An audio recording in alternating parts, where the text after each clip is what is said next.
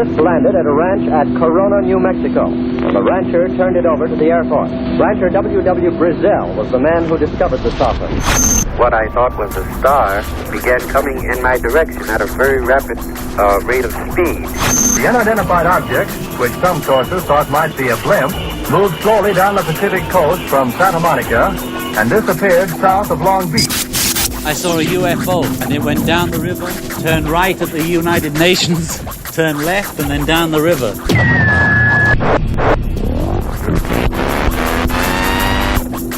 UFO classified. UFO classified. No more plausible deniability. Fact, fiction, or the truth. You decide.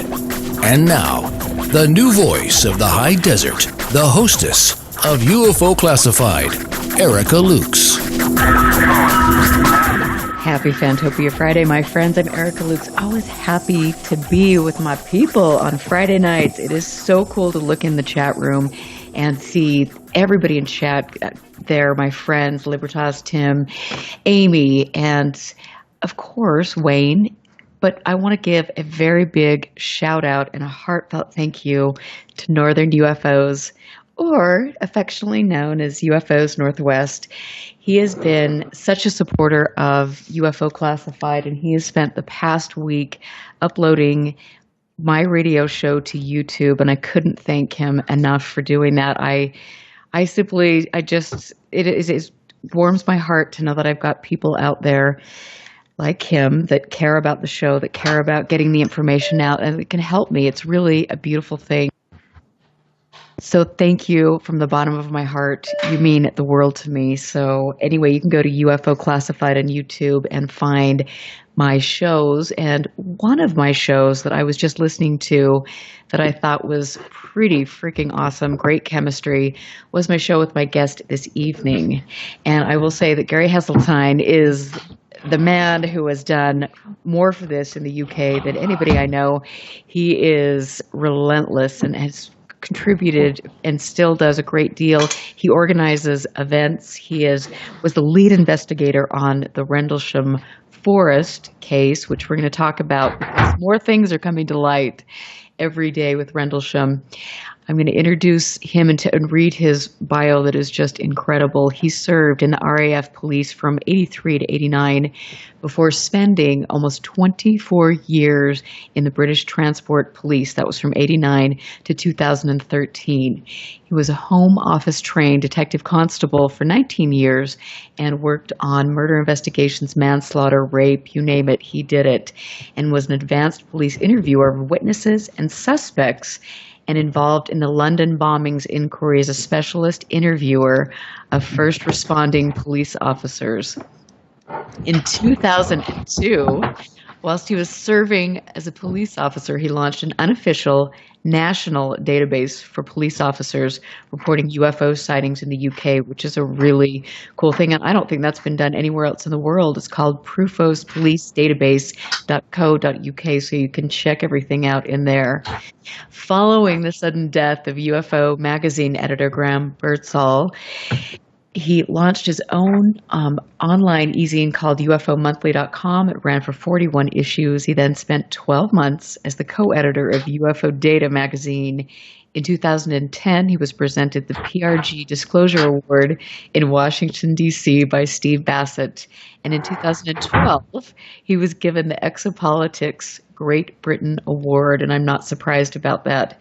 He is one of the world's leading researchers and has examined best evidence from around the world and concluded on a circumstantial evidence basis that some UFO sightings involve extraterrestrials who are interacting with planet Earth. As a result, UFO Truthzine was created especially for those people who believe that UFO incidences involve ET. In 2013, he retired from the police force to launch UFO Truth magazine, and he has contributors like my friend Nick Redfern, Steve Bassett, Robert Hastings, Grant Cameron, Bill Chalker, who is incredible incredible Timothy Good, just to name a few. This is, in my opinion, what the MUFON Journal tries to be and will never be. This is really an incredible publication. He is hosting an event that is coming up pretty quickly, and that's in September. That will be the Truth Magazine. That's the 6th annual conference. It takes place Saturday and Sunday, September 15th and 16th. Don Schmidt, Brian Forrester, Robert Fleischer, and Alan Godfrey will be speaking. That sounds cool. And if I could get over to the UK, I would be super stoked about that. But hopefully, Gary, you are in place because I caught you off guard. You did, but there's no answer to that introduction. That's very, very kind. But I do want to point one thing out before a lot of people get mad at you. I'm not the lead investigator into the Rendlesham Forest incident. I'm one of the leading UK investigators, which is fair to say because I've obviously met many of the witnesses, had a 7-year association with Colonel Holt, and latterly have been supporting Larry Warren, which I'm sure we'll talk about. Who was the original, in my mind, the original military whistleblower, because he's the first person to put his name on camera and say, my name's Larry Warren. So to me, that's the first person who takes the credit. But yes, one of the leading UK ones. But there will always be people out there that disagree with it. Well, and that is, and if there's any controversial case, it is Rendlesham, and I definitely don't want to be caught in the crosshairs on that one. So thank you for pointing that out. The second I said it, I thought, that was, we better clarify that. So thank you for doing that. But you have been busy. We exchange comments from time to time, and I always want to keep track of you because you're doing such amazing work, and you've been under a lot of fire from people, as we all are, I think, when we're in the public eye in this field. But I want to talk a little bit about that later. We touched on that on our last interview when you were on the show. Gosh, it's been almost a year now. But with the upcoming conference, tell us a little bit about that, September 15th and 16th. Well, you've missed one conference that I'm organising before that, which is in April. The magazine does a one-day conference in Watford, which is on the outskirts of London. So we class that as the Southern Conference. And in the Southern Conference, I'm bringing over Grant Cameron, and then there'll be myself and a number of other speakers, which we'll go into in a little while. But that's April the 28th, just a one-day event. But the main one is 2 days, obviously in September, and that's in the town close to where I live, which is called Holmfirth. I did live in Holmfirth, but then I moved about 2 miles away to a little village that's above the town called Scholes. There are several Scholes. Some are nice, but mine's the nicest, I think, around the country. There's several Scholes, but Scholes Holmfirth is very nice, very pretty. Well, I love it over there. I need to come back because I was over there a year and a half ago, and there was just something about it that I felt like I'd lived there in a past life, or it just draws me there, and I want to come back. And I love London, I have to say. Well, I think we did try to kind of meet up, but I think you ended up in Edinburgh at one point. Is that right? We actually we were out in Wiltshire, and then we went down to Brighton. So that's about 250 miles away from me. So well, it's not just like 5 minutes, but realistically, as compared with America, we must get together sooner rather than later. You know what? I think we will. I love to travel, and it's so important for me to go all over and meet different people, especially you, because I hold you in such high regard. You are a brilliant investigator, and you have a lot of spitfire. I mean, you freaking go for it. I love it. Well, I think you're very kind in what you say, but you might be misleading people in a way. I think really what I'm doing is just standing up for what I believe is the correct thing to do. I'm only under fire from a very, very small section of people who are part of what I believe is a definite 2-year campaign to discredit one person.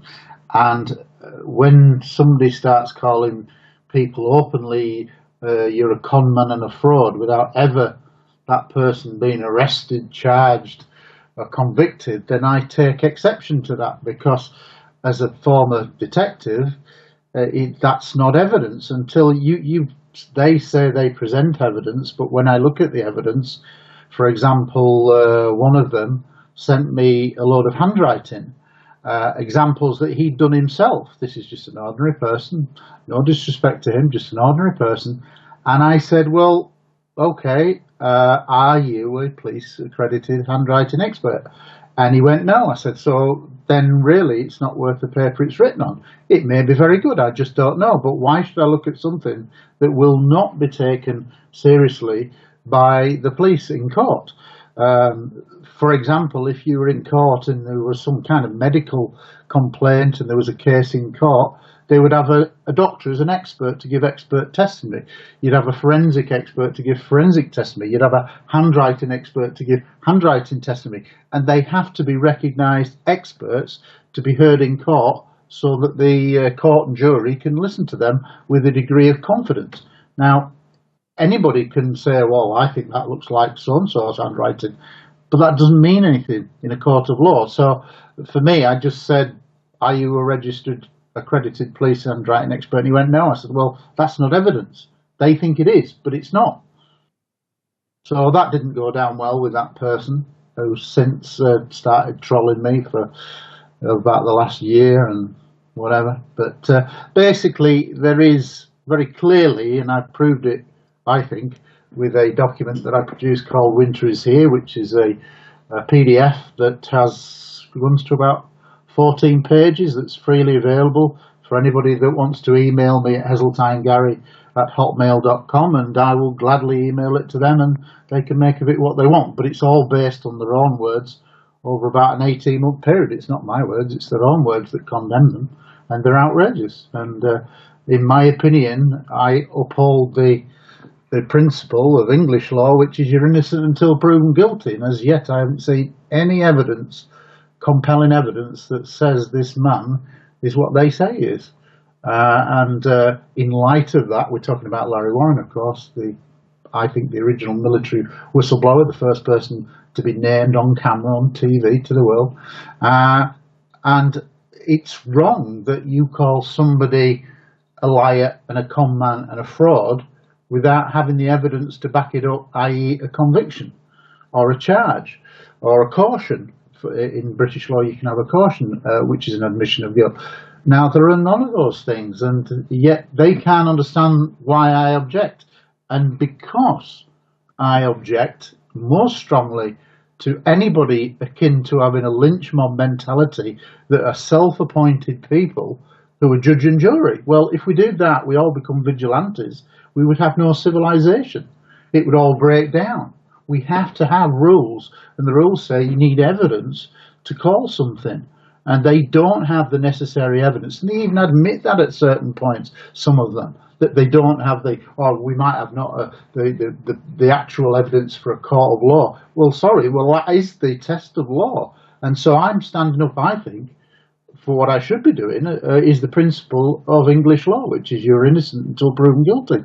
And if you think back to why I call them akin to a lynch mob, is because to them and their followers, and it's only a very small band, but very vociferous band, very nasty social media group that are doing this, but that small band are intent on destroying one person. And because I've supported that one person and called them out, as it were, I have then become a target of their trolling, which is the only word I can use, for the last year. So I'm allying this and allying this, and I'm covering up this and I'm covering up that, and they target the magazine all the time. And sadly, I don't think, and I'll be honest, over the course of the last year, I don't think that enough serious researchers actually have stepped up and said, well, this is wrong, because it's one thing having a discussion and a disagreement, but the way it works in real life is I talk, you talk, I talk, you talk. That is the natural flow of a conversation. Now, inevitably, some people will disagree with you. That's just life on whatever topic. But what we do is we learn in a civilized society to agree to disagree. And then we can still respect each other and move on. And we respect each other's opinions.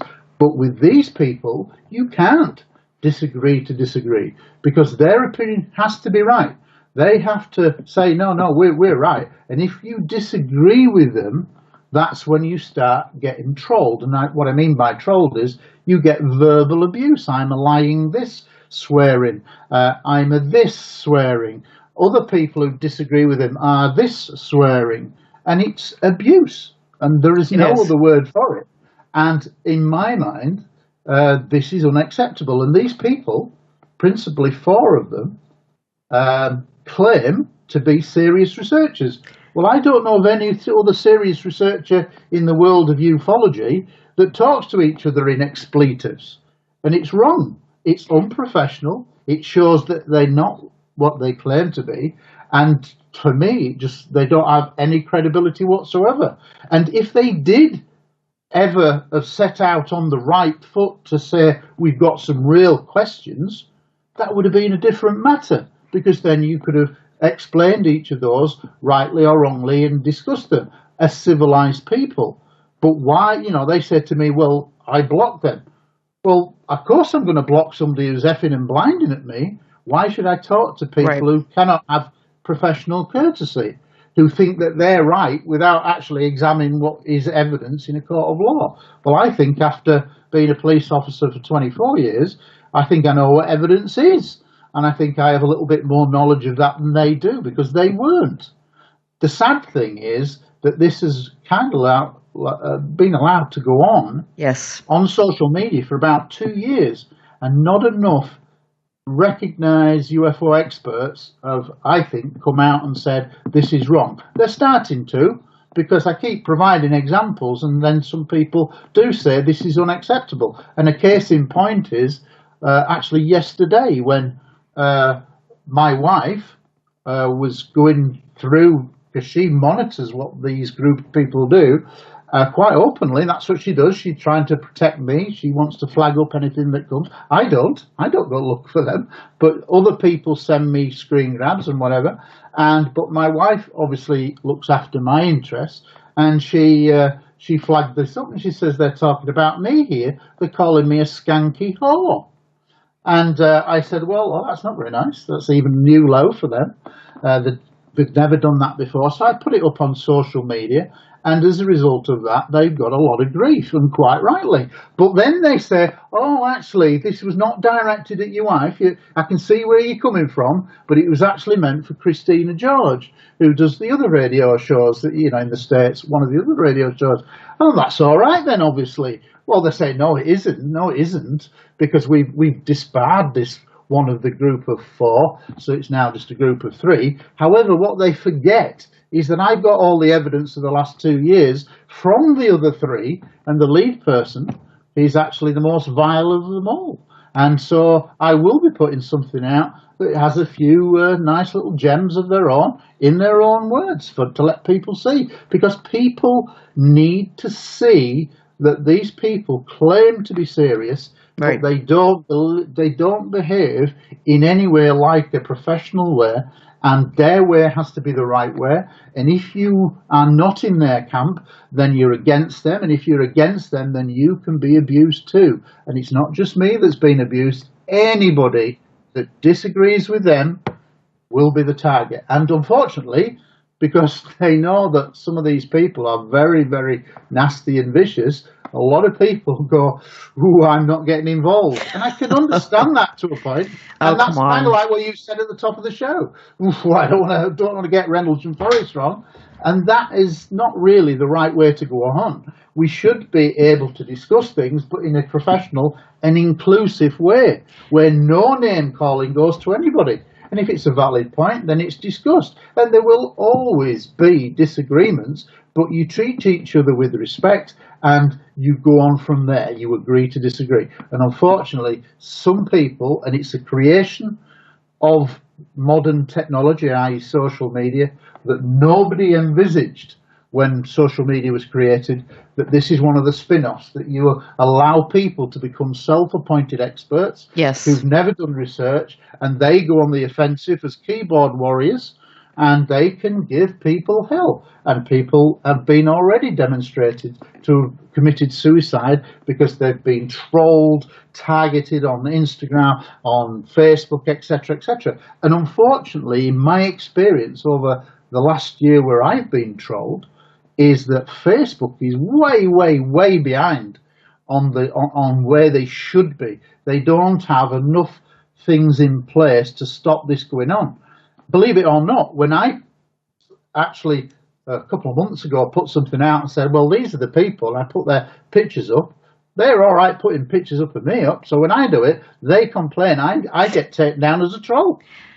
Believe it or not, I get taken, and yet these people are doing abuse, and nobody can ever find anywhere, I guarantee you, anywhere where I am trolling them in a nasty way. Oh, I'll call them vile, but I don't know of any other word to call them. I will call them abusive because I can't think of another word to call swearing at people abusive. No, so they I are. will use they choice absolutely. words, but they effing blind and are absolutely vile what they get up to. And it's not just to me. And I think we need to kind of look at the laws on harassment, Yes. big style, because Facebook is too slow, ill-equipped, not putting enough money into this, and it needs to be addressed. But it's like, if I called you, I don't know, let's call, I think you're married, aren't you? No. All right. So That was last year. Oh, right, okay, all right. Let's take somebody who's my neighbour who's married. If I suddenly said you're a paedophile and started telling people he's a paedophile, would that be right? Without any evidence, would it be right? Absolutely not. And you know, Well, that's what they're doing with Larry Warren. They're saying he's a con man, he's a fraud, which infers to the ordinary member of the public who is unaware of all this, that this man is a convicted fraudster and a con man. So that's what it infers. And you know what? This does run rampant in the field, and even some of the quote unquote most respected researchers in the world do this and destroy other people's reputations just because they want to say that they've got this great case and they've foiled it. You know, and I talked about that a little bit on the last show that's happened over in the UK with some of the crop circle stuff. And I think that for me, having been the target with one of these trolls that you mentioned, is also, I've been on her radar as well, but it is disgusting. And we're going to talk a little bit more about that. This is really important. I am Erica Lukes here with Gary Heseltine. This is UFO Classified. We'll be right back. Stand by. This is UFO Classified with Erica Lukes. Erica Lukes. The phone lines are open now at 702-425-9230. That's 702-425-9230. Worldwide callers use Skype name KCOR Radio. More UFO Classified. UFO Classified. With Erica Lukes on the KCOR Digital Radio Network. After this. Paranormal radio never sounded so good. Join the hosts of the American Ghost Hunter Show each week as they shoot from the hip without holding back. They're kind of unpredictable, not like the rest of us. Live every Thursday night, 6 p.m. Pacific, 9 p.m. Eastern, right here on the KCOR Digital Radio Network. Come hear some of the hottest authors, investigators, as well as TV and radio personalities from around the world on the American Ghost Hunter Show. Our survival depends upon it. Hauntings, UFOs, cryptos. If it's branded paranormal, we'll be talking about it. The American Ghost Hunter Show. Live Thursday nights, 6 p.m. Pacific, 9 p.m. Eastern. Exclusively on the KCOR Digital Radio Network. The only question you have to ask yourself, are you ready for it? Yeah! All right! It's great. The all-new KCOR Digital Radio Network. Great. Make a note of it. It's great. The Fenton Files, where it's all connected. You see, whoever controls technology controls the world. Come explore a universe full of possibilities. Every Monday night at 8 p.m. Pacific, 11 p.m. Eastern. The Fenton Files. Go where no other show has gone before. You can deny all the things I've seen, all the things I've discovered, but not for much longer. Because too many others know what's happening out there. Whether it be UFOs, aliens, conspiracies, or even consciousness, your host, Lorian Fenton, has a file for that. The Fenton Files. Your journey to the truth is but a file away. Live, Monday nights, 8 p.m. Pacific, 11 p.m. Eastern, exclusively on the KCOR Digital Radio Network. The Fenton Files. Incredibly intense. Where truth is just waiting to be discovered. Monday nights are about to become hauntingly good, as Reverend Sean Whittington possesses the airwaves with Vegas Supernatural. Tune in every Monday at 5 p.m. Pacific, 8 p.m. Eastern for Vegas Supernatural, exclusively on the KCOR Digital Radio Network. There's a war raging between good and evil. The question is, which side are you fighting on? Tune in Monday nights as Reverend Sean Whittington sets the new standard for paranormal radio with some of the most influential personalities in the world today. Vegas Supernatural, hosted by Reverend Sean Whittington, every Monday night at 5 p.m. Pacific, 8 p.m. Eastern, exclusively on the KCOR Digital Radio Network. The one show even the devil doesn't want you to hear. You're listening to UFO Classified with Erica Lukes, where the truth isn't hidden beneath the black lines of a Sharpie. That's the craziest thing I've ever heard. To be on with Erica, call 702-425-9230. That's 702-425-9230. Worldwide callers use Skype name KCOR Radio. Radio contact. Share your thoughts on the show on Twitter by using hashtag KCOR. Or head over to the live chats at KCORradio.com. The audience goes nuts! And now, your host of UFO Classified. Are you ready? Erica Lukes. Welcome back, and I hope you've all had a fabulous week. I have spent the week, and this is going to be shocking to some of you, but researching, I have had incredible conversations with some really off-the-grid researchers about Utah, and more things will be coming out. It's an incredible time for all of us in the field, and I look forward to sharing that with you. I also have to say that things up in the Uinta Basin definitely seem to be heating up, so I will be giving you Skinwalker Ranch updates and the Uinta Basin updates. If any of you are up in that area and you have any sightings that you want to report or just open a line of communication, I would appreciate it. Please message me. You can find me on Facebook or at UFOclassified.com. I also want to point out John Greenwald's new investigation group, which I am a part of, the Black Vault Investigations, and we investigate cases, and we actually publicly put all of the information there for you to see. This is a shock, especially here in the United States, that we would actually be open and forthright with our data, but here you go. Thank you, John Greenwald. So if you see anything, make sure you file it. We'll work on it.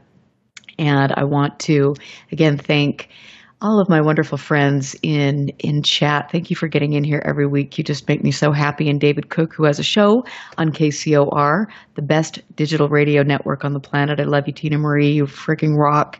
And I stand by you 100%. You have class and a lot of courage. And you're a woman. I like that. We need more women in the field. My guest this evening is an incredible UK researcher, and I'm hoping that we can get him over to the United States and we can go on an adventure and have him speak at some things, because he has done amazing work. He is having 2 upcoming conferences over in the UK, one in April and one in September. He also was one of the lead investigators at Rendlesham, and this has been just a very important case, but also a case with a lot of drama from various camps and factions, and it's been interesting to see how that drama has unfolded over the years, and no one knows more about that than Gary.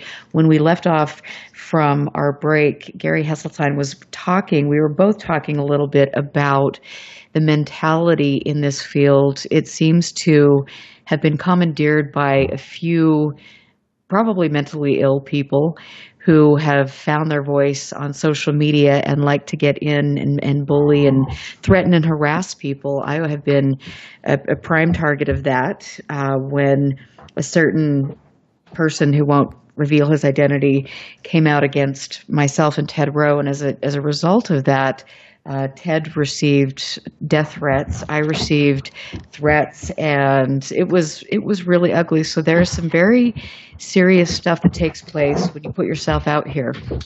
And for me, I mean, Gary, and I know you feel the same way because we've talked about this, it's time for the other top researchers in the field to grow with some cojones and to stand up to be professional and to support other people who are dedicating their lives, their time, sacrificing relationships to do the right thing. And, you know, I look to people like Richard Dolan. Hey, Richard, what are you going to do? Are you going to stand up for people? You know, hey, you know, so-and-so. All of these researchers need to really stand up for the other people in the field. I agree entirely with that. Sadly, a lot of people just don't want to get involved, probably because they think, well, there's nothing to it. But if you were on the wrong end of this, like you have, or like I have been, and other people have been, and I can think of several other researchers that have been a target for these people, both in the US and in the UK, it's just not acceptable. And I think we should have a collective responsibility and a set of standards that should aspire to all researchers. We'll never all agree, but I can't think of any case in the world of ufology that has become so toxic as the Rendlesham Forest case in the last 2 years. And that is particularly down to a number of reasons. And I've said it many, many times that you have different factions, but those factions shouldn't have been created. What I've always said with regards to Rendlesham is when Colonel Holt retired, he, in my opinion, should have... Can you hear the dogs fighting in the background? Yeah. I'm sorry, but that sounds so cute. My two dogs are having a fight in the back. Oh, dear. Stop it, you two. Right, yeah. Essentially what happens is that Larry Warren came out first and was largely on his own for about nine years in the media. And then other people retired, like John Burroughs. And then Colonel Holt retired, Jim Pennison retired. But as soon as they retired, instead of all being inclusive, and this is where I do blame Colonel Holt for lack of leadership, and I respect him in many ways because he's a great witness. The Holt Memo is a great document. It's a really important document. And what he has to say is largely excellent, although there are a lot of inconsistencies as time went on. However, what I'm saying is that when he retired and then was freely able to make documentaries, etc., he should have done what I thought a good leader should have done, which is to say, right, I've retired now, I can get involved freely, we can do this. I want everybody who's involved in this, whether it be peripheral or a major part, major witness, we're all on the same side, we all respect each other, we come together, and I will lead our group as one to try to establish what the truth is. And that means we will respect each other as witnesses, however peripheral, however a larger part, and we work together for a common aim. Now, that's maybe me being the Hollywood hero that you kind of hope for, that pulls everybody together, but that didn't happen. So as soon as people retired, they went on the offensive.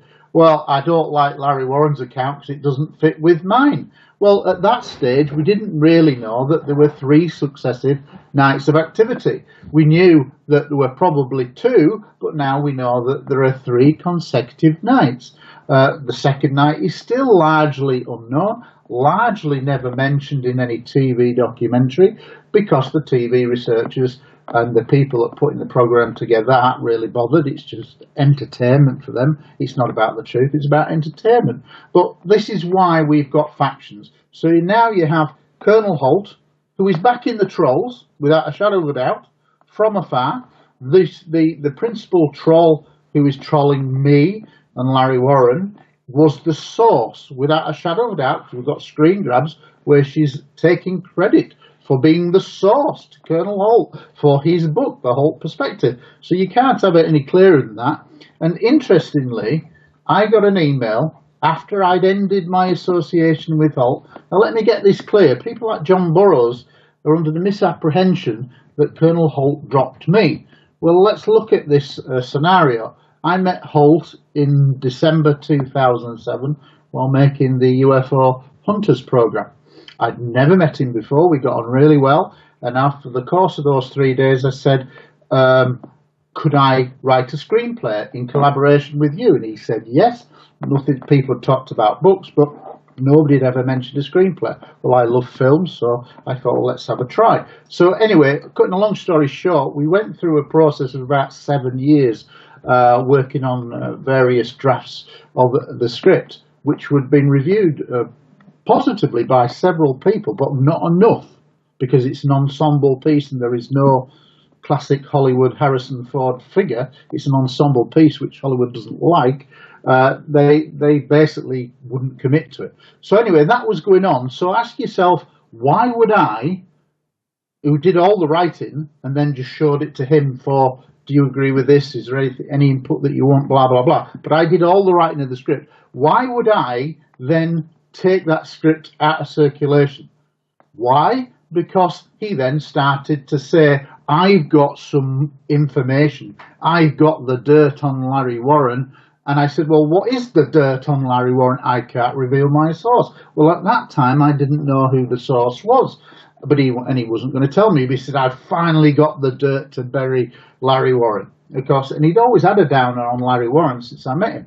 But he had, prior to this new source, accepted that he was there, albeit he would say in a peripheral way, and that if he was there, his mind had been messed with and he'd been implanted with a false memory, i.e. the careful green scenario, i.e. the craft in the field and the little entities being seen, which Larry talks about, which is different from what Holt will say on the third night. Larry Warren will say on the third night that he saw Holt going out with his team, so it would appear to tie into the same night, but there doesn't seem to be a crossover. Larry says he saw Holt and his team go out whilst they were in a clearing area on the third night. Holt goes off, does what he sees and whatever, and Larry ends up going into a field with Sergeant Adrian Bustinza, who has said that clearly on the John Burroughs show, and actually said at one point, he doesn't talk about it very often, but after years of our later speaking, he finally goes on the John Burroughs Phenomena show with Lindemolt now in 2015 and says, yes, Larry was there. Larry was on the show with them as well. Larry was there, and at one point in the field, Larry is surrounded, and Sergeant Adrian Bustinza is saying this, Larry Warren is surrounded by these entities, or whatever you want to call them, that are kind of like floating small entities, that they're surrounding Larry Warren. Now, Larry Warren had always put it the other way around, that they were around Adrian Bustinza. But anyway, that was as clear as a bell. Yet within a year, and nobody can really find out why, Adrian Bustinza is saying, oh, I'm not sure if Larry's there now. But it happens to coincide when everybody is saying, oh, this campaign is going, Larry is dead and buried. He's gone. We've proven him. He's gone. So what happens? Peter Robbins, I believe, and I don't know this, but I suspect that Peter is given all this information, and Peter's not a police officer. He works with Larry Warren for 28 years, and they're now trying to say that Peter broke away because Larry was selling music memorabilia, and that he was manipulating imagery, falsifying or changing his military records, blah, blah, blah. So they're saying, this is before I got involved really, they're saying to Peter, oh, we've got the evidence, he's done. And Colonel Holt is saying, we've got the evidence, Nick Pope's joining in. We've got the evidence, he's a liar, a con man and a fraud. And so I think Peter thought, well, I'm going to look at some of this. So he was given a military record, one of Larry's military records to look at, and he was told by this person who'd come to me and said, this is my handwriting, I think that's not real, he's tampered with it. And I think because nobody was saying, well, have you been to the police? Has he been arrested yet? Has he done all of these things? No, I think Peter thought, I wasn't sure. But when you actually look at what Peter said in his when he finally broke away from Larry Warren, he doesn't really talk about Left at Eastgate much, which is the book that he wrote with him. And note that he also wrote 2 books after Left at Eastgate, saying that Larry was there. He made his entire career, basically, 28 years of ufology, was based around Larry Warren, by his own admission. So if there's anybody that knows him inside out, then it's got to be Peter Robbins. And if he had been privy to the claims that people make that Larry Warren was regularly selling false music memorabilia, well, wouldn't Peter have known? I think after 28 years, and probably the closest person to anybody on the planet, bar a female partner or whatever, you'd have to say he probably should have known. But according to everything, he didn't, and I respect that. But what I'm saying is, nobody's ever come out of the woodwork. He's never been charged. He's never been arrested. And yet these people were going around saying that's it. And I think that, in a sense, Peter decided to jump ship because he thought that's the way it was going, and self-preservation. And I can understand that, why he did that. But in reality, the evidence didn't stack up. But the point is, you have, in the Rendlesham Forest case, when you strip all of the personalities and just look at what actually occurred on what we know, and we probably only know 60 to 70% of what went on. And because we're dealing with such an amazing incident, everybody's perceptions of each incident are slightly strange because you're dealing with something profound. It's not like just going to the shop and everybody remembers going to that dance or whatever. This is something profound when you have a UFO experience, and everybody's perceptions are going to be slightly different. But it's become very fractious because of personalities. So there's Holt driving the campaign against Larry Warren, backed by Nick Pope. And up until a year ago, me and Nick Pope had never had a wrong word. I never trusted him, but he was a nice enough fellow. I've had dinner with him, sat opposite him one-to-one, and I've said to him, from my opinion, Nick, you're a plant within the UFO community, and you were 20 years ago. And he kind of just squirms in his seat and smiles, which is what he does. But he then started to give me actual abuse online. Oh, why are you backing this blah, blah, blah. And I'm giving the reasons why, but he's gone like on the offensive and he's backing up Alton, whatever. So what I'm saying is there's that campaign there, and then you've got John Burroughs, who I met for the first time at the X conference in Washington in 2010, May 2010. We actually shared a very big group. He's a very big guy, but it wasn't the same bed, I hasten to add. But it was a very big group. But we got on like house on fire at that time because we both wanted to see how things went. But since John has, in recent times, become abusive to me, not in the sense of effing and blind, he doesn't do that, but he doesn't do himself any favours because he knows I'm a researcher. But he's saying like, well, you're not a researcher in Rendlesham, really. Who are you, kind of thing. I'm always civil back to him, but he's trying to belittle me. Well, what's that all about, John? And yet I'm trying, and I like the fact that John is the angry man. He wants to find answers. But you don't be professional by attacking your fellow researchers. And I don't really care what he thinks about me, but he should be professional. And when he tries to belittle another researcher, and I've seen him do this before, and he's always attacking Holt, so you have this Holt Burroughs interaction. He's always called Holt for lying for 20 odd years. The fact that John Burroughs and Adrian Bustinza went further on the third night and he was allowed to come out. Well, Holt denied that for 26 years or something like that, and finally he admits it. So the goalposts keep changing, but instead of working together for a common aim, it's gone. And you've got Jim Penniston and John Burroughs write a book with Nick Pope, and they're openly posting, and John does it. I've seen some of the cartoons. He's openly taking the mickey out of Nick Pope. He wrote a book with him. He's openly taking mickey about Jim Penniston, who he wrote a book with. What is that all about? Does that help the situation? It doesn't. No matter what he thinks about the binary codes or whatever, you do it in a respectful way. You can just say, I disagree, or I don't believe that's true because of. But you don't belittle or whatever, and it's wrong. And so you end up with over the last 2 years in particular, you've got a very toxic mess. And I have been into so many chat rooms where people go, I used to think he was good. Oh, you're telling me he's not?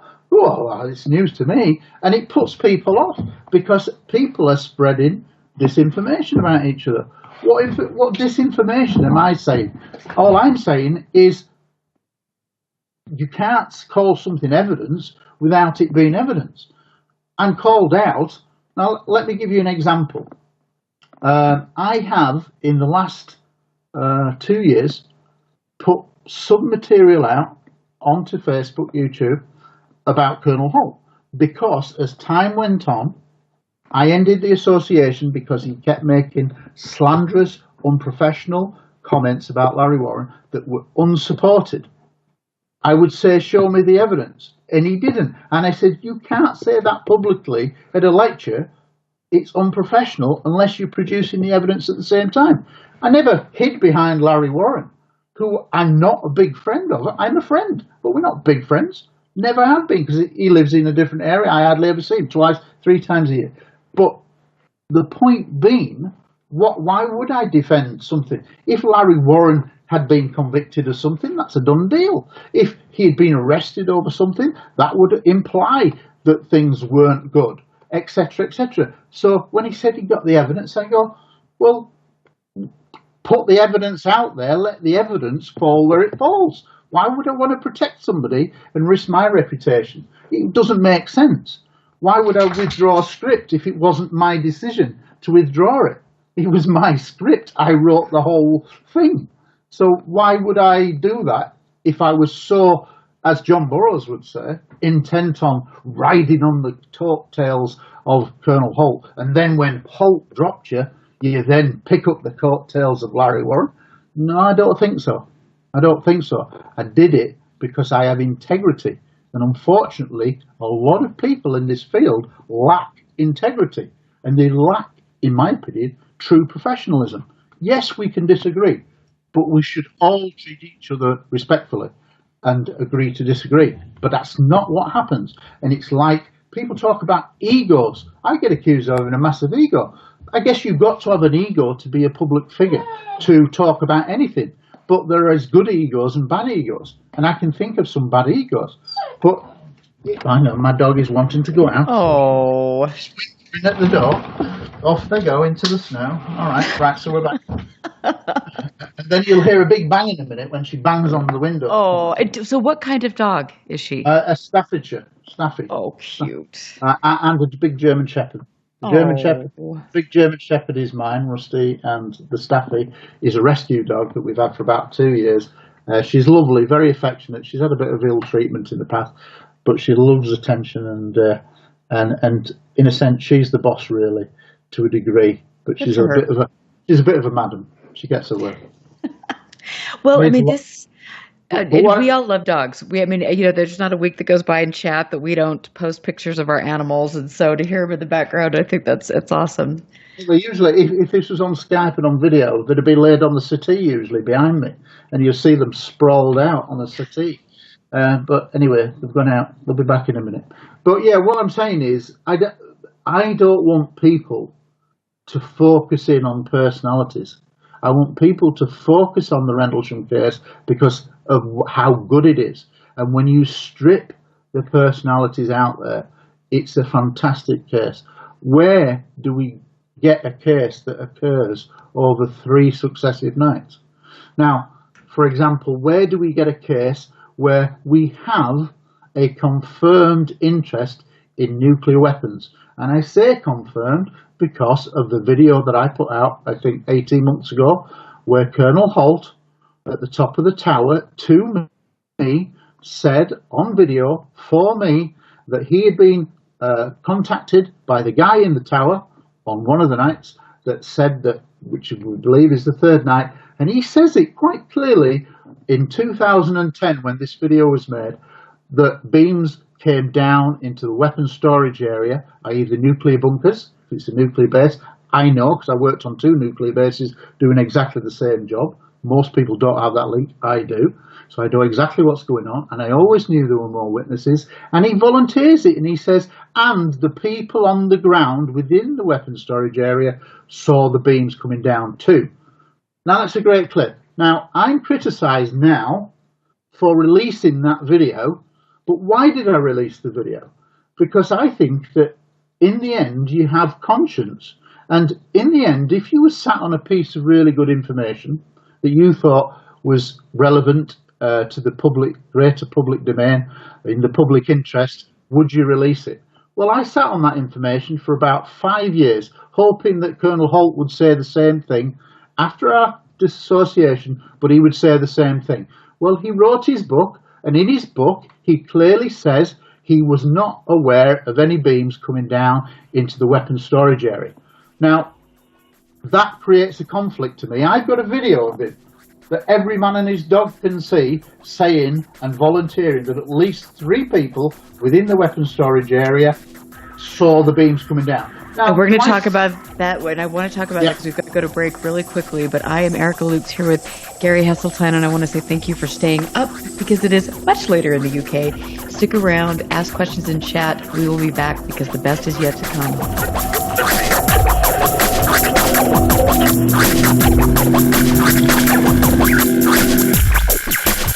Listen very carefully. This is Houston. Say again, please. Houston, we've had a problem. This is UFO Classified, live every Friday night, 4 p.m. Pacific, 7 p.m. Eastern, exclusively on the KCOR Digital Radio Network. The truth is out there, just waiting to be discovered. And now, if you will, accompany me on a journey to the future. For more information on the host of UFO Classified, Erica Lukes, upcoming guests, as well as links to the past shows, visit her website at UFOclassified.com. UFO Classified. UFO Classified. This is KCOR Las Vegas, home of the Digital Radio Network, broadcasting from a shack just south of Area 51. Wait, that doesn't exist. This is the KCOR Digital Radio Network. Now for the news.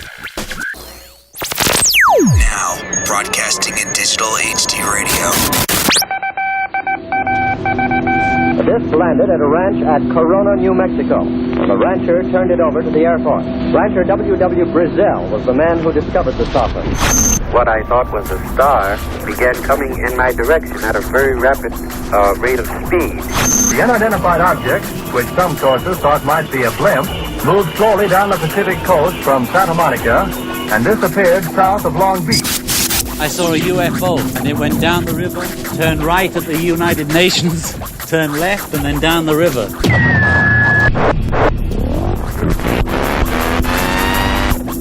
UFO Classified. UFO Classified. No more plausible deniability. Fact, fiction, or the truth. You decide. And now, the new voice of the high desert, the hostess of UFO Classified, Erica Lukes. Welcome back and happy Fantopia Friday. I'm Erica Lukes on the best digital broadcasting network on the planet. A big shout out to my producer, station owner, Tina Marie, who always does an impeccable job. I love this station. I say that every week. I'm proud to be here. I want to give a shout out to my friends in chat. Thank you for getting in there. Thank you for spreading the word. And every day I get messages from people all over the world that talk about sightings that they've had. I had a message last week from a former police sheriff, and to read his message was just really profound for me. And there's so many people all over the world that have had sightings. Most of you listening tonight have had something happen in your life that has spurred you to be here.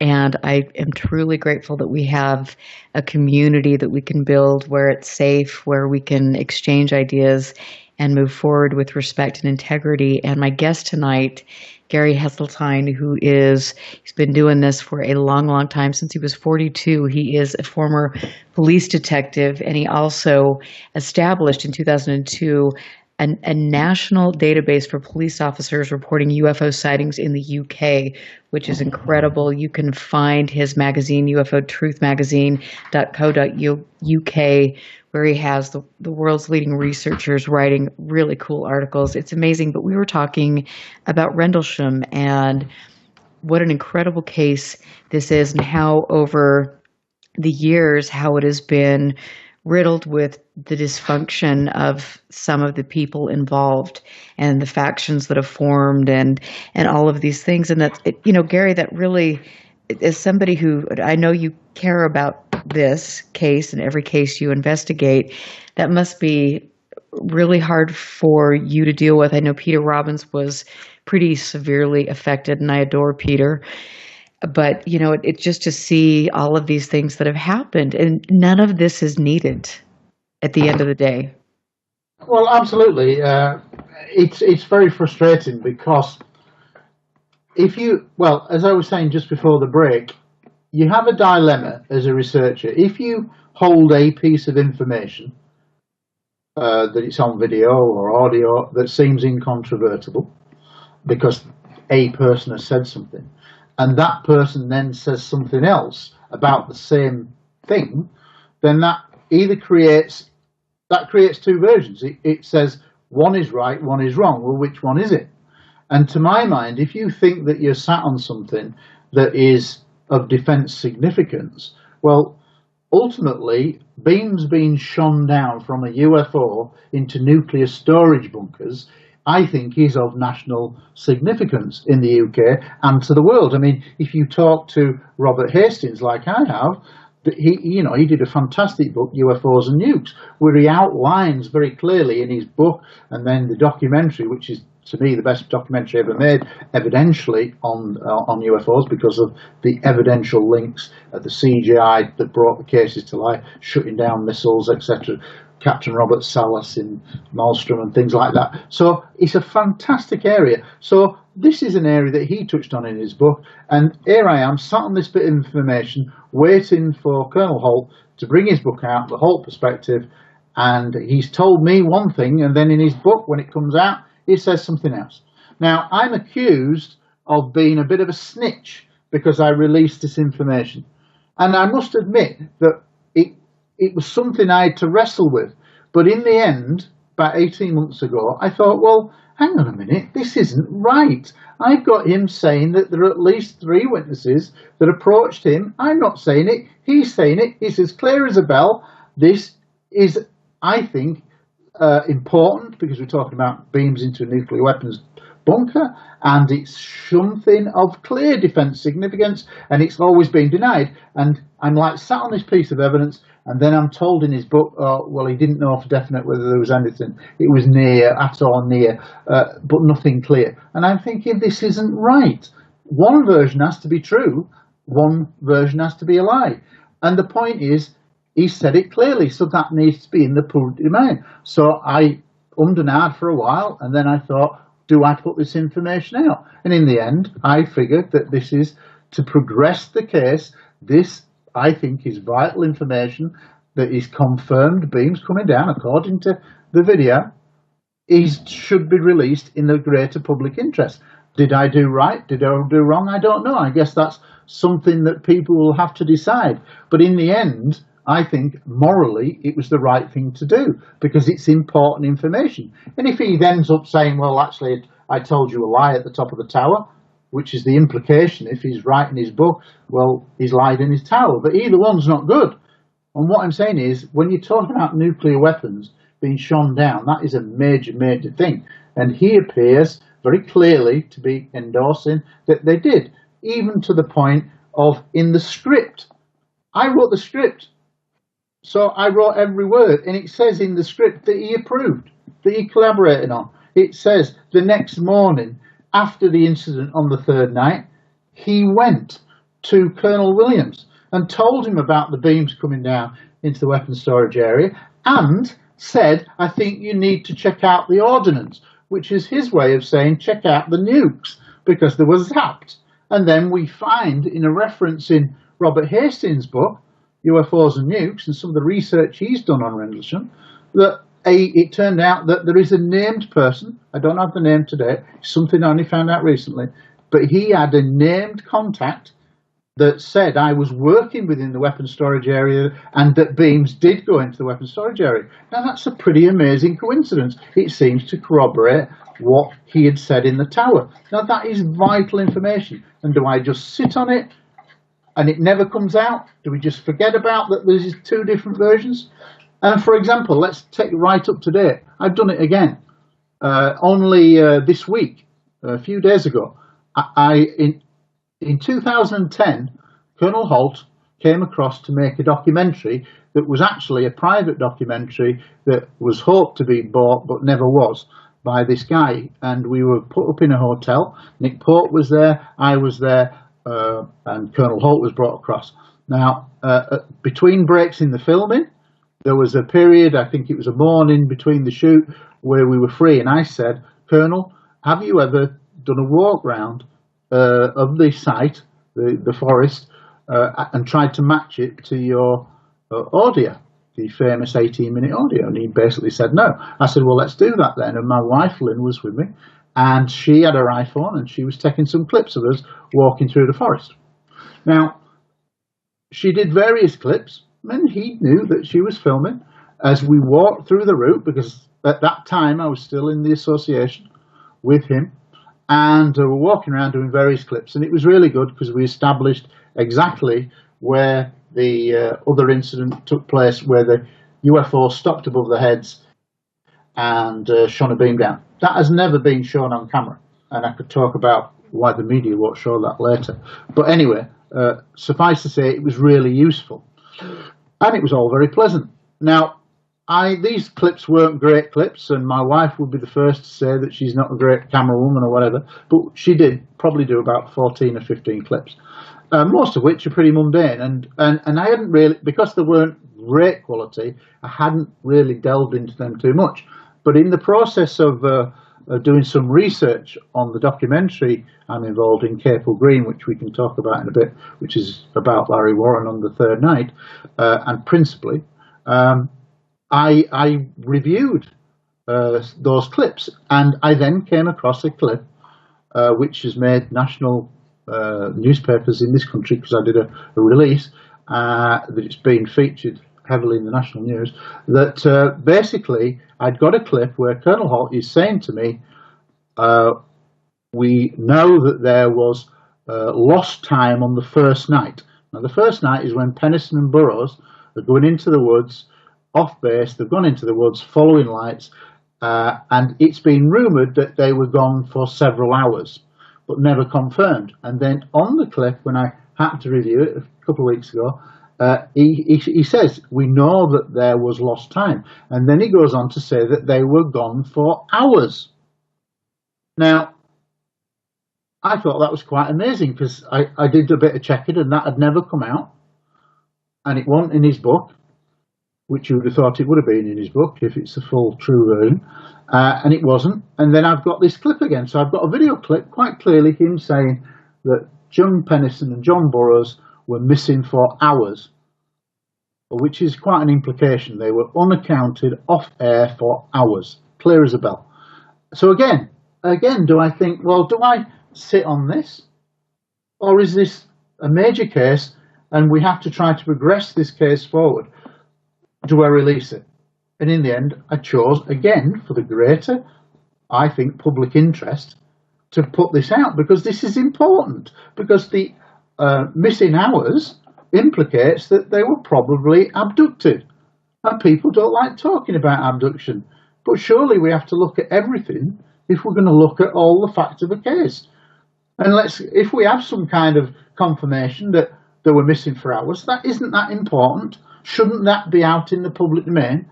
Well, again, I wrestle with my conscience, but in the end, I'm thinking, no, I should release this for the greater good of the case. So who was criticizing you for releasing it? Oh, well, certain researchers, John Burroughs, one of the witnesses who was involved. But here's the thing.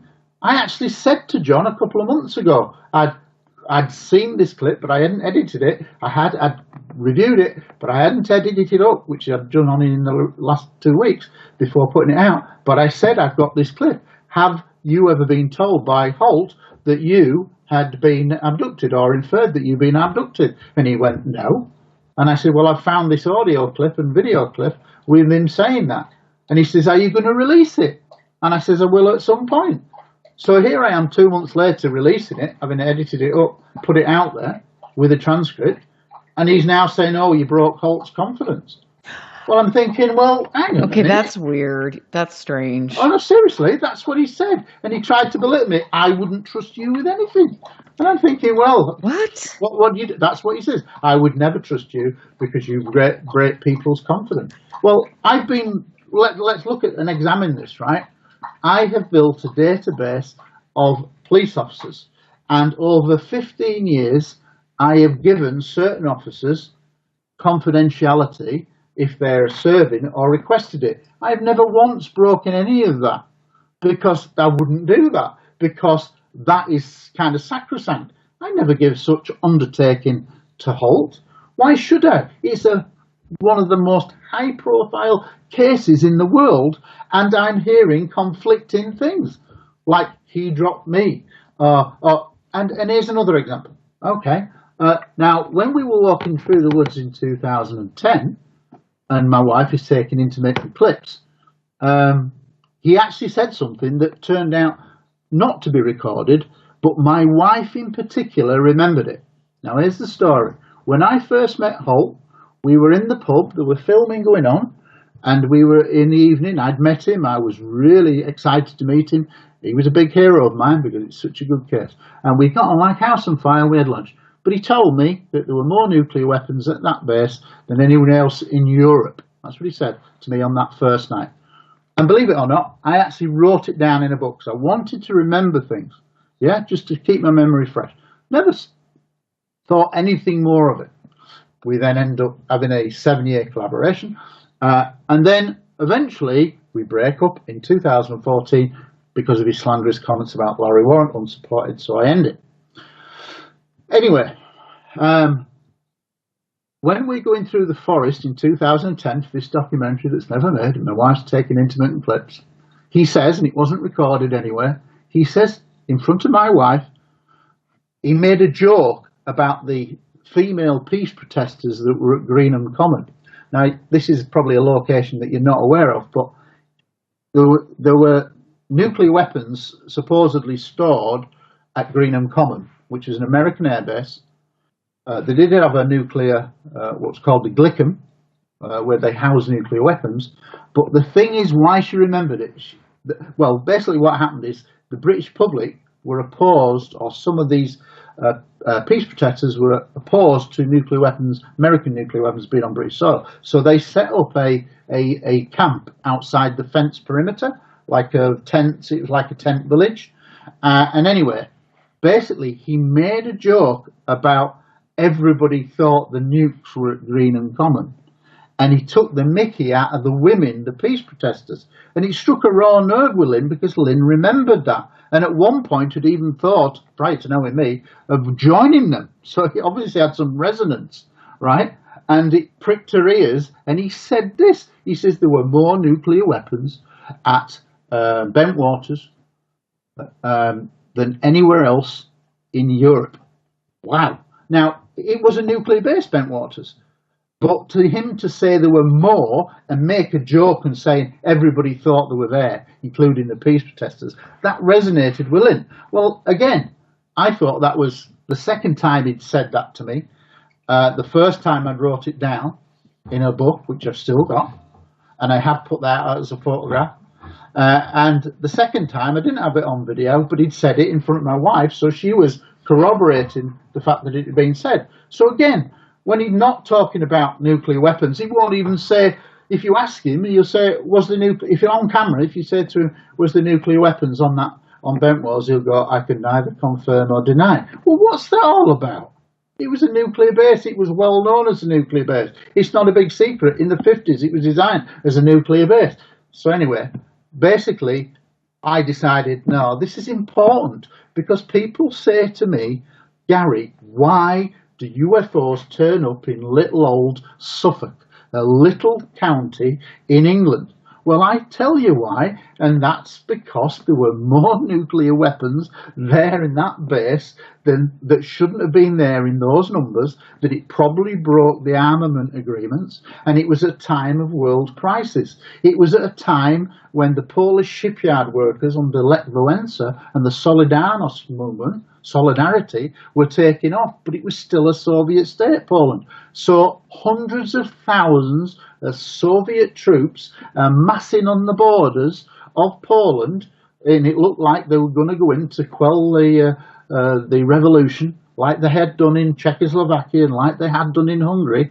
So at a time of world crisis, is it any wonder that UFOs turn up and think, what's going on at this base? What are they doing there? And as crazy as that sounds, I believe that provides the perfect motive as to why they were there. I mean, you think about this link with UFOs and nukes. If you go to watch Robert Hastings' documentary, UFOs and Nukes, why do they turn up on the nuclear missile silos and switch off the missiles? And in one case in Russia, switch on the missiles to go into launch mode. And that is to say, you are messing with dangerous things, in my opinion. And a lot of people, you talk to Captain Robert Salas, he'll say that's what he thinks exactly, that they are kind of saying we are messing with dangerous things and we could destroy this beautiful planet that we have. So that, to me, provides a perfect motive as to why UFOs turn up in little old country Suffolk at that base at that time over the Christmas period. And I absolutely agree. I mean, I live right here, 80 miles away from Dugway, and there are many, many reports that I get, and that's been for decades, of these objects. And I think perhaps some of them could be military, but I think some of them are not. And as Robert Hastings has so brilliantly talked about in his book, UFOs and Nukes, this is a common theme. These objects are monitoring what is going on. So it's not a surprise that they would be in Rendlesham, the Bentwaters. I think it is. I mean, what is at the end of the day? Because in the next segment, I want to talk a little bit about the current movement here in the U.S. with all of the things taking place with Tom DeLonge. But at the end of the day, where do you think this Rendlesham case is going to go? Well, my fear, and it's a big fear, and I've put it out recently, that at the moment, people are still alive, but a case will begin to lose its resonance when the witnesses naturally begin to die off. People are getting quite old now, and you are going to start to have deaths. So we've already wasted so many years of internal fighting, feuding. It's pointless. Let's work together. Let's respect each other for the common aim. And if you're holding information, come out and let's have this open debate. Apparently there are other witnesses. John Burroughs told me in 2010 there are other witnesses, but they don't want to get involved because they see what happens to people. And who can blame them? But we have to get past this because people are going to start dying off. If you think about the fantastic Roswell case, it doesn't hold the same interest with younger people now because everybody's dead. It's just a passage of time. People are aware of it, but they're not going to have the same resonance because everybody's died. All the witnesses have died. And if we continue to fight and squabble, then we are destroying arguably the best case, even better than Roswell. Why is it better than Roswell? Because how often do you get a military admission by a deputy base commander of a strike unit nuclear base that there were multiple UFOs seen and a landed craft seen by US Air Force police officers on the first night, that there was an incident on the second night that was so bad that caused the shift commander, Lieutenant Bonnie Tamplin, to go sick with kind of like psychiatric. She couldn't get over the trauma. And then third night, you have Holt's night. And then you have now the complication of the new development, which is Larry Warren passing a polygraph test. And that is important because it was a stringent polygraph test with a wide-ranging series of questions by what arguably Britain's most famous, most well-known polygraph expert, an American lady, an Anglophile who lives in the UK, who has conducted over 2,000 tests. And believe me, why would she put her reputation on the line, having worked with the US police, the British police, the Ministry of Defence? Why would she put a reputation on the line if she wasn't going to do it serious? Is she just going to think, oh yeah, well, let's just say, yeah, passed it? No, she's not. She did it properly, though, and that will come out. And when you ask the other witnesses, the other principal researchers, it's like nothing's happened. Well, if Larry Warren's account is true, which I believe it was, then that is a bit of a game changer, because that says that, yes, it did happen in a field. And yes, Larry was there in a field where there is a landed craft. That, yes, I hear that music. Is there. Dang it. So we can talk about America. Yeah, we will talk about that. I'm Eric. So that's where we're at. And that's important. That is important. We will get on that when we get back. Thank you so much for being here, Gary. I will be right back. Stand by. This is UFO Classified with Erica Lukes. Erica Lukes. The phone lines are open now at 702-425-9230. That's 702-425-9230. Worldwide callers use Skype name KCOR Radio. More UFO Classified. UFO Classified with Erica Lukes on the KCOR Digital Radio Network. After this. Here's what happened on the last episode of Three Guys, No Ties. The man pulled up to a drive-through window. Well, he still had the bag on his head. He pointed a handgun at the server and demanded money. At the drive-through window. Yes. And put it in this bag. It's on top of my head. Well, here's the fun part. The server just closed the window and walked away. See? Like Joe Pesci said, they always screw you at the drive-thru. Three Guys, No Ties. Wednesday nights, 7 to 9 Pacific on the KCOR Digital Radio Network. Alien Deceptions, a suspenseful sci-fi romance thriller by Tina Marie, featuring the tantalizing Erica Jones and the mysterious Russell Hamilton. An out-of-this-world book of fiction based on years of document facts and files the government does not want you to know about. At least, not yet. Alien Deceptions by Tina Marie. Available now at Amazon.com or get a signed copy at TinaMarieEntertainment.com. Get your copy now. This is the world-famous KCOR. That's the only station I listen to. Thursday nights are about to get weird on the KCOR Digital Radio Network. Join hosts Timothy Beckley and Tim Swartz as they go exploring the bizarre. Jet across the cosmos with two of the most electrifying paranormal researchers in the known universe. Thursday nights at 7 p.m. Pacific, 10 p.m. Eastern. Exploring the bizarre takes you deep within the world of the unexplained. UFOs, ghosts, lost worlds, cryptozoology. It's time to take back the night with hosts Timothy Beckley and Tim Swartz. Exploring the bizarre. Thursday nights at 7 p.m. Pacific, 10 p.m. Eastern. Only on the KCOR Digital Radio Network.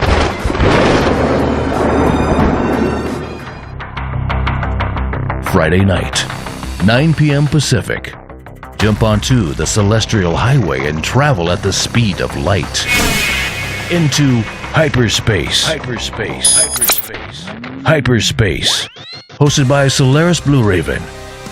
She navigates you through the cosmic tides of mysticism into the world of covert technology, UFOs, mystical sciences, and the world of unforeseen forces. You get to really sort of enjoy a bizarre ride. Listen live, Friday night, 9 p.m. Pacific. For Hyperspace, the one show that blows the whistle off our government black ops projects.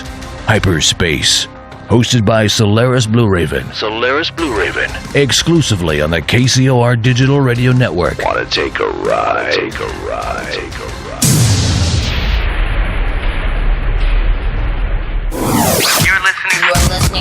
You're listening to UFO Classified with Erica Lukes, where the truth isn't hidden beneath the black lines of a Sharpie. That's the craziest thing I've ever heard. To be on with Erica, call 702-425-9230. That's 702-425-9230. Worldwide callers use Skype name KCOR Radio. Radio contact. Share your thoughts on the show on Twitter by using hashtag KCOR. Or head over to the live chats at KCORradio.com. The audience goes nuts. And now, your host of UFO Classified. Are you ready? Erica Lukes. Erica Lukes. Welcome back and happy Fantopia Friday. I'm Erica Lukes. I was happy to be here, and thank you so much, Northern UFOs, for putting my radio shows up on YouTube. That means the world to me. Please, if you guys can share the information, get the word out, that would be incredible. I appreciate your support. I am here every week because of you, and because we all need some integrity when we are looking at this subject.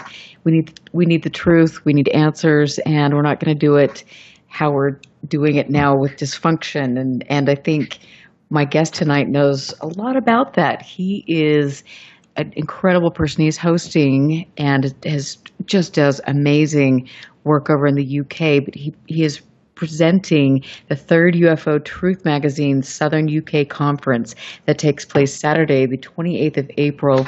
And you can see Grant Cameron, Alan Foster, David Icke, which I want to ask you about because he's quite an interesting person. And I'm not sure what your take is on that, Gary, but you can go find UFO Truth Magazine. Make sure you look at all of the wonderful things that Gary Heseltine has done. Prufos Police Database.co.uk. You can find that. He was given in 2012 the Exopolitics Great Britain Award, one of the leading UK investigators in Rendlesham, an incredible researcher. So, Gary, welcome back. And when we left off, you had an important thing that you wanted to say, so please continue.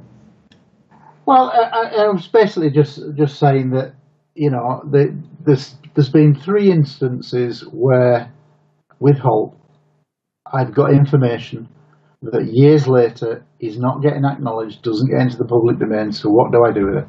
And in the end, I think on each occasion, I morally think it's the right thing to do, rightly or wrongly, but I take the judgment that this should be out in the public domain to add to the case. But my real fear is that we're getting lost in this toxic battle for who's bigger and who's got a bigger show, it should be really about working together.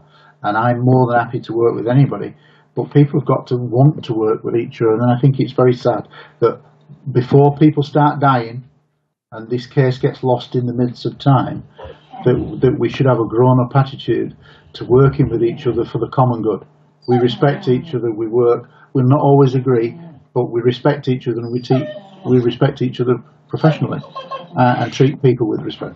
And I absolutely agree. And this has been something that I've said ever since I started my radio show. It's like we have allowed these little factions of no-namers that wouldn't be anything in the real world, because they don't have integrity, but they get behind their fake personas on Facebook, and then they can bully and act like they're the best and spread lies and mistruths about people. And that's really, it doesn't lend to anything that we're doing. And this is a tough enough field as it is. I mean, we're trying to push boundaries where we are risking our careers, our relationships, and we don't need this kind of stuff. And I think that if it would be really incredible if the people who are involved in Rendlesham, because of the gravity of the case, if they could, at least maybe, I don't know, get over this, because I think people that are looking from the outside in at this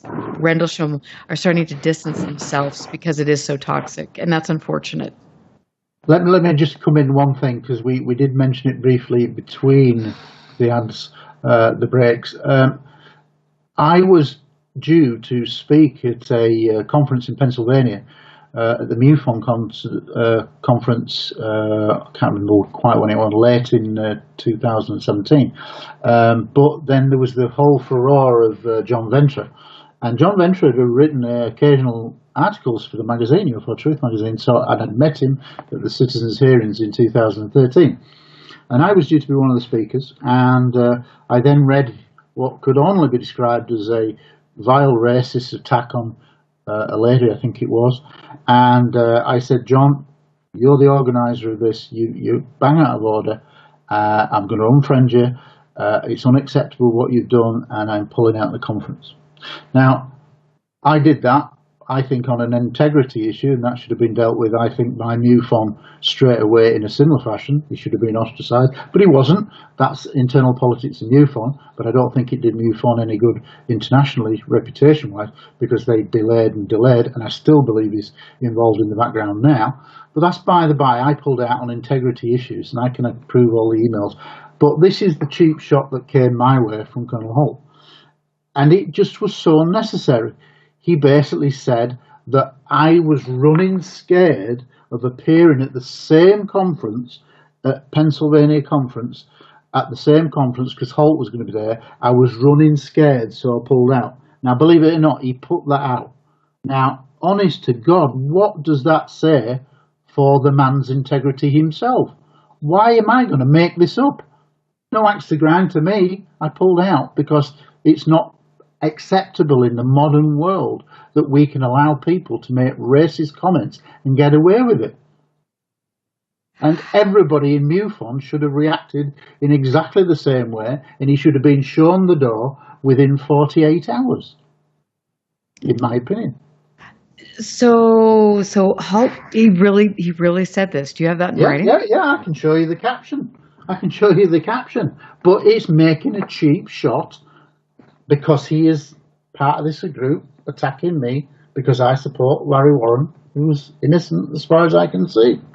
Well, I mean, it's those kind of statements, though, that those are the things that need to be out there, because for somebody who doesn't have the integrity, and I'm just going to say this, to understand that what John Venturi did was wrong, the way MUFON handled this was wrong. I mean, there were so many.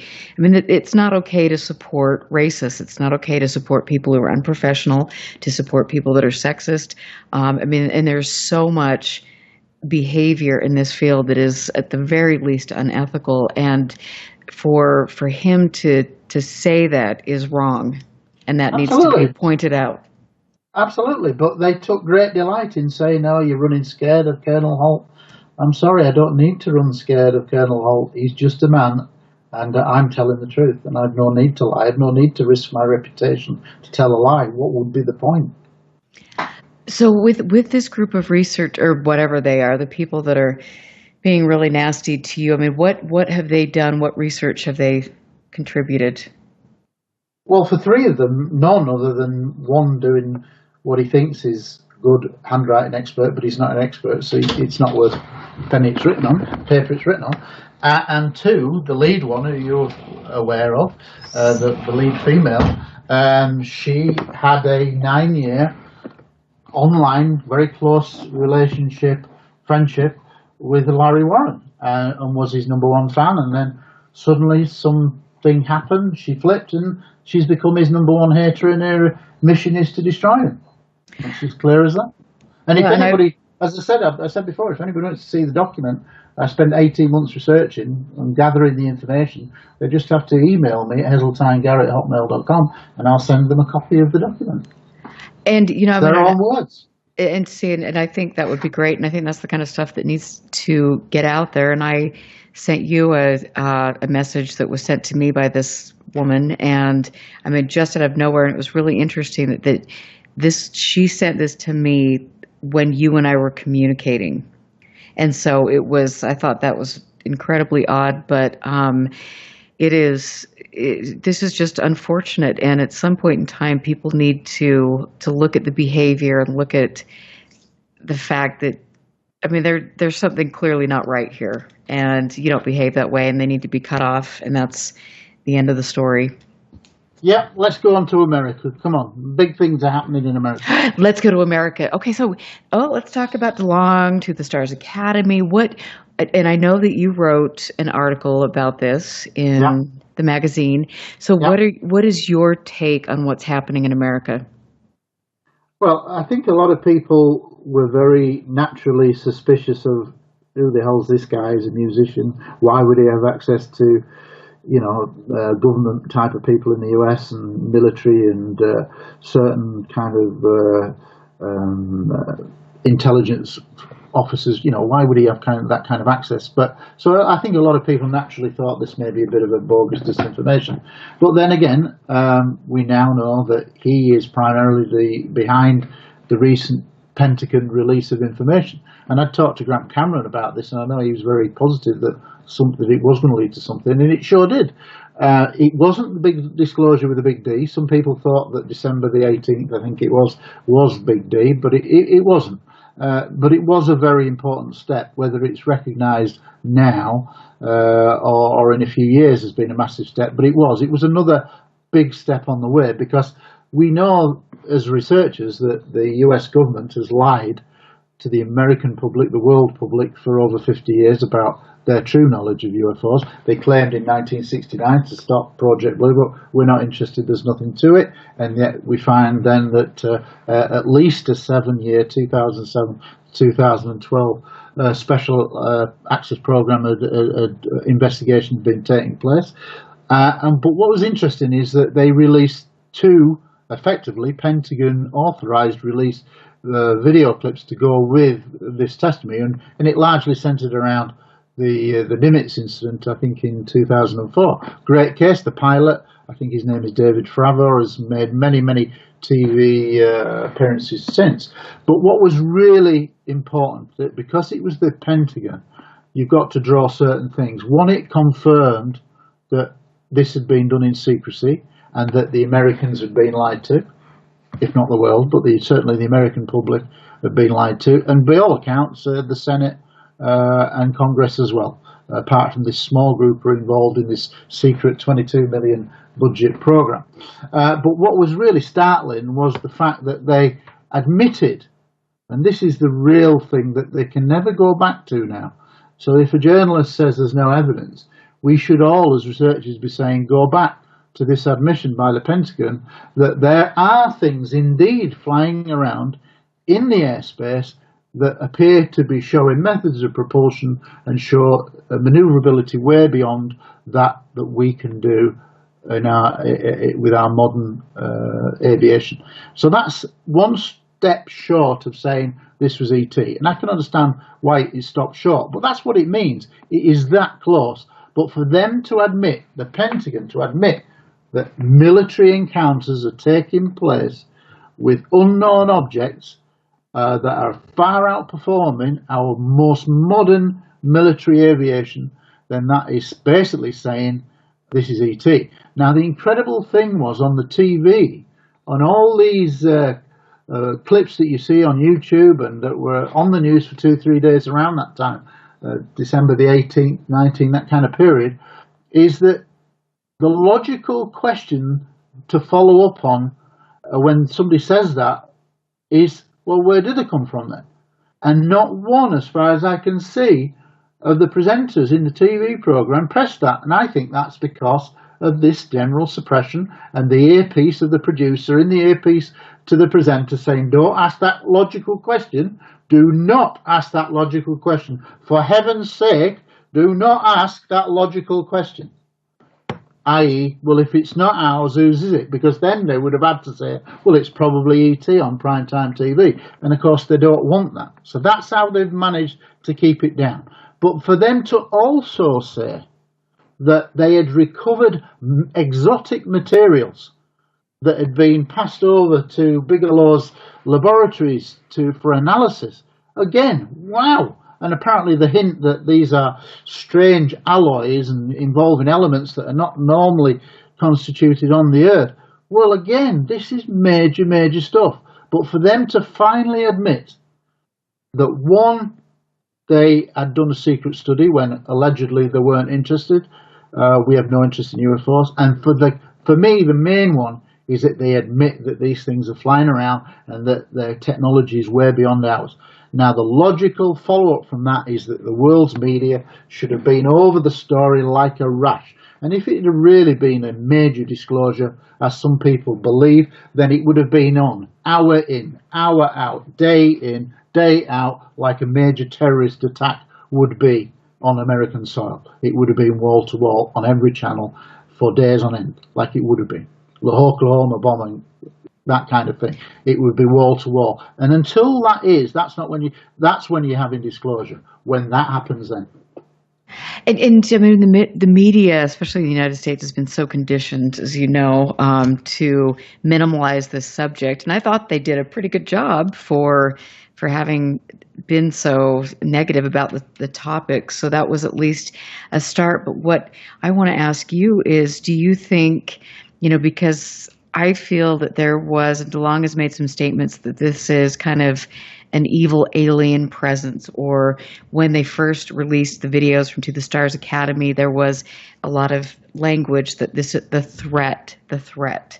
And to me, first of all, I feel like there is a whole host of things going on. I feel there are malevolent things, benevolent things, but how are we going to address this when certain people have the power, certain people have the money, the technology, and are making decisions for us on how, as a global community, we should be addressing this issue of interacting with these entities? It's a good question, and there's no easy answer. And of course, I'm not privy to the secret world of government intelligence services, so it's only a guess. But my guess is that some people will say that they will try to demonize, not as in Satanism, but trying to paint UFO contact, ET contact, as something being evil, a threat, because if it becomes a threat, then the Americans, who were on the subject of UFOs historically, can then claim legitimately, we are keeping it all secret for the benefit of mankind. We don't want to frighten you. And that would be a good reason not to disclose everything. And I think that's not impossible, we're beginning to see that process of trying to make people think that this is the next thing after terrorism, that we are looking at a invasion scenario. I don't think that at all, but undoubtedly, I think there are many species coming here. I think the majority are probably benign, and I think that they either surveil, and most of the time probably cloaked. They watch us like we would watch fish in the Great Barrier Reef. We don't break off the coral. That would be a big no-no. We just watch them in their natural habitat. I think we are, in our piece of cosmic neighborhood, we're like a little blue lake in the oasis. We're an oasis in the desert, and I think in our bit of cosmic neighborhood we're pretty special because we have so much water, life, and fauna that it's so diverse. I think we're probably quite an attraction on the holiday scene, for want of a better word. But I think undoubtedly, if you look at the global picture of UFOs, I don't believe these people who try to say that all aliens are good, because if you're a cow and you're getting ripped apart on a medical examination, you're having your genitalia ripped away in a surgical procedure, like I think is happening all around the world, then you're probably not a happy cow, you're a dead cow, and that's happening all over the world. So clearly that is malevolent in some kind, that there's maybe some kind of genetic program going on. there's rumoured to be cases of human abductions as well that have led to deaths as well and mutilations. So I think that's probably true, and I think that's probably being covered up. Because, wow, why wouldn't you cover it up? Because it'd be pretty terrifying if that were true. But I certainly think that if you look at the mutilation thing, not all people are good. Not all ETs are good. But I think that if you've got the technology to travel vast distances, or whatever, as we presume that they do, or maybe they just do it interdimensional, they can just find a quick way of doing it, who knows? But if they're a million years ahead of us, I don't rule anything out. Interdimensional, whatever. The point is they're here, and I think that if they had wanted to invade us, they could have done it a long, long time ago. I think we are probably the ants in the playground in the big scheme of things. We wouldn't talk to an ant in the playground because we think we're so much more superior to the ant. Well, they might be looking at us as the ant. And I think that's quite conceivable. If you're a million years ahead of us, we have no concept of what technology will be out there. We can't even envisage 400 years. If you went back to Leonardo da Vinci and said, here's an iPad, tell me how that works, he wouldn't have a clue because the leap is too great, despite the fact that he was the best mind of 300-400 years kind of thing. It's too big a leap. So what we do, if it's 1,000 years, 10,000 years, a million years, it's a no-brainer. I think they're far more developed than we are on many levels. But I think if they wanted to invade us, they could have. But I wouldn't be surprised if they go. The U.S. government, in particular, try to demonise the subject to make us fearful. That will then give them the reason to keep it all secret again and get an extra stay of execution. Absolutely, and also pour more money into military spending and developing. Absolutely. Yeah, Absolutely. so I mean that's where it all rolls, and I think it is. Yeah, there is a vested interest in making sure that Armageddon happens. That this alt-right conservative Christian movement, which was mentioned, even though it wasn't necessarily, well, actually, I think Senator Harry Reid did mention that the group that stopped funding for the UFO research in George Knapp's interview. I mean, so that we know that this is happening and this is very real. And I didn't even ask you about Aleister Crowley and some of that, since that's your stomping ground. So I have to have you on again, and I need to talk to you a little bit more about that. But tell us where, because we're getting ready to close the show. So tell us where people can find you, where they can get UFO Truth magazine, all of that good stuff. Right, UFO Truth magazine is an e-zine. It's not in print. With the beauty of that is it's designed to be read on tablets and smartphones.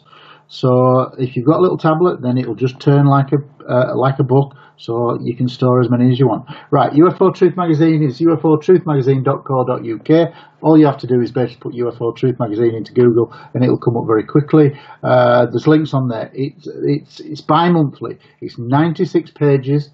So that's every 2 months for those that don't know what bi-monthly means. So every 2 months, 96 pages, and it features regular articles by the likes of Susan Hansen, who's the top researcher in New Zealand, Bill Chalker, who's the top researcher in Australia. You have people like Stanton Friedman writing every column every 2 months, Nick Redfern every 2 months. So we have a lot of that, and then we have a lot of occasional columnists. Like in the past, we've had Steve Bassett, Robert Hastings, we've had Bob Jacobs, we've had Richard Dolan, Peter Robbins. They're all in there. But the point is, I created the magazine because I wanted to get the best researchers, who I thought were the best researchers, all under one roof to submit articles. And it's now been going, we're into our 5th year now, and there isn't a magazine with a stronger lineup of writers anywhere. I defy anybody to say that. No, it's incredible. It is and they produce best. fantastic articles. Now, the point being, what I'm also going to say is that because I like to do this, and you've been such a good host, and you've said very complimentary things, and I will pay you later for the compliments.